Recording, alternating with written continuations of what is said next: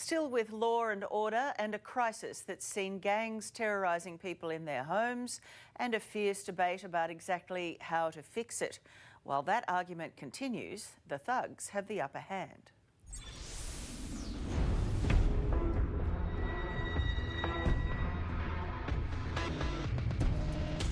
He's hit you over the head? Yeah, with a plank of wood. Whoa, okay. And all four of them have just come barging in. Are we in a crime crisis right now? We've got a crisis because there's a crisis of confidence. People are frightened.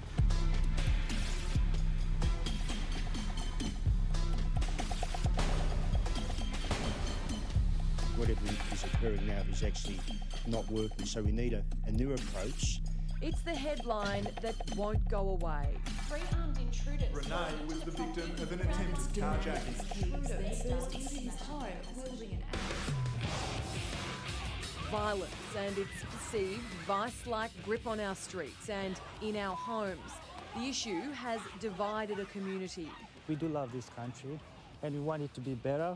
We want everyone to be treated the same. You hear this noise and you come out to check? Yeah, well, I got out of bed, you know, come out, and yeah,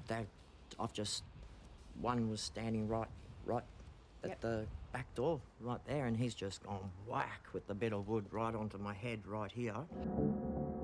What allegedly happened to Adam inside his home Saturday week ago is astonishing. 4 intruders smashed their way through his home and through him. Adam says he's still suffering after the brutal assault, which began at 3 o'clock in the morning when he was asleep in bed. What's happening to you as they barge in? Well, I did try to stand in the way and stop them, but because I was pretty dazed from the actual first hit with the plank of wood, and I think that's when blood started coming out too, so I think I had a fair bit of blood in my eyes. The disability pensioner is fanatical about his home security and managed to capture the assault on him. The burglars allegedly ransacking his home and swiping an iPad and some medication, all while allegedly using a slightly built Adam as their punching bag. They actually grabbed me and swung me into the shelving I've got. So you have a key recommendation, don't you, in regards to deportation? Visa cancellations, I've the very strong view, and on the coalition side, that if a person is over the age of 18 years on a visa, commits a home invasion, carjacking, serious assault, any serious crime, they forfeit their journey to become an Australian citizen, they have their visa cancelled and to be deported. Jason Wood is the federal member for Latrobe in Melbourne's southeastern suburbs.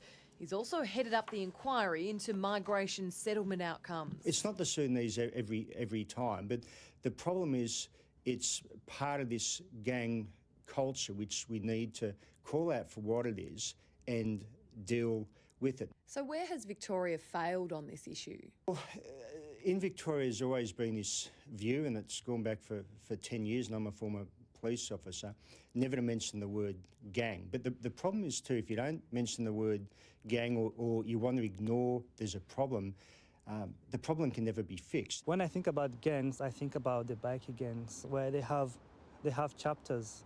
They have uniforms. Wood is working with anti-racism campaigner Jaffrey Katagar, who's a well-known and at times controversial fixture on Melbourne streets.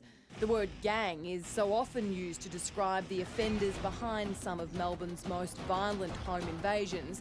Jaffrey argues, though, gang is not the appropriate description.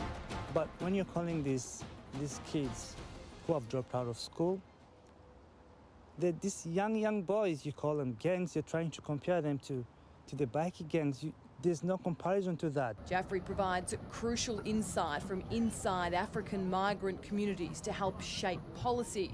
He says Africans arrive in Australia having come from a very different environment. I remember there was a time I did something wrong. My mother slapped me on the face. But here the parents cannot do that. It will be considered as an assault. So here the parents are powerless to act. And then the kids here feel they have freedom to do whatever they can do. I found myself in the wrong side of the law. Jamie Alex used to be one of those violent offenders and was prosecuted for kidnapping before turning his life around. When I got in this situation that I got myself into, it's kind of like a wake-up call for me. So I decided to It's a second chance. Speaking with the Neil Mitchell program today, Commander Stuart Bateson said the issue is complex. Some Sudanese offenders are as young as 15. I'm not excusing their behaviour by any means. You know, some of the trauma they've caused to the victims is horrific. But, you know, when we look at it from a Victoria Police point of view, we think to ourselves, how do we actually make an impact? How do we actually prevent some of this offence? The most recent crime statistics show violent offences in Victoria have dropped, but on a walk through Melbourne's Inner East, broadcaster Neil Mitchell says when the lights go out, statistics are cold comfort for Victorian residents. To be seen to punish them, that's to get a message to them and to the people in their houses out here that we actually take it seriously. They feel abandoned, a lot of these people. Fight for it. Get to the block. Get to the block. Gum Mamoa is right in the thick of the issue of youth disadvantage. Don't miss the layup either. He runs the Embrace program for the Les Twentyman Foundation. Well, we're very diverse. We are known as Little United Nations here because all kids come from different walks of life. The kids in his care are some of the most at risk of getting involved in crime. But this sport-based early intervention program is having some pretty good results. Especially for the younger kids. We have a dream of if we help them at a young age, they can always get a little bit better, and if we set some goals for them, which some of them don't have, and if we allow them to dream a little bit more. I'm calling for more mentors, and with the Les Twentyman Foundation having Sudanese youth workers in school to help those youngsters to make sure that they don't go down the wrong path. That's the softer end of what Jason Wood is pushing for. He also says there needs to be a more streamlined process of deporting violent offenders. And earlier in your office, we were talking about working on the person, rehabilitation, supporting them and their whole character. Yes. The other end of it is saying kick them out. Well, is there a contradiction there? No, not at all, because the way I look at this, if a person's had this great opportunity to come to Australia, which so many people around the world want, we will give them all the support and help we possibly can. At the other end, though, if you're not going to respect that and you think it's okay to commit serious violent crimes against fellow Australians, you forfeit your path to become an Australian citizen. While the policy of tearing up visas and deporting violent offenders is already in place, it can of course be controversial and isn't a solution. You see, a lot of the offenders in question here are Australian born.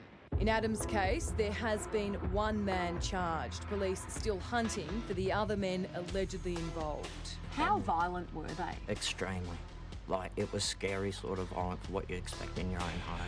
He's still nursing fractured ribs and a head injury and wants those responsible to be prosecuted. I want them taken off the streets. I think it's important for others, like the elderly.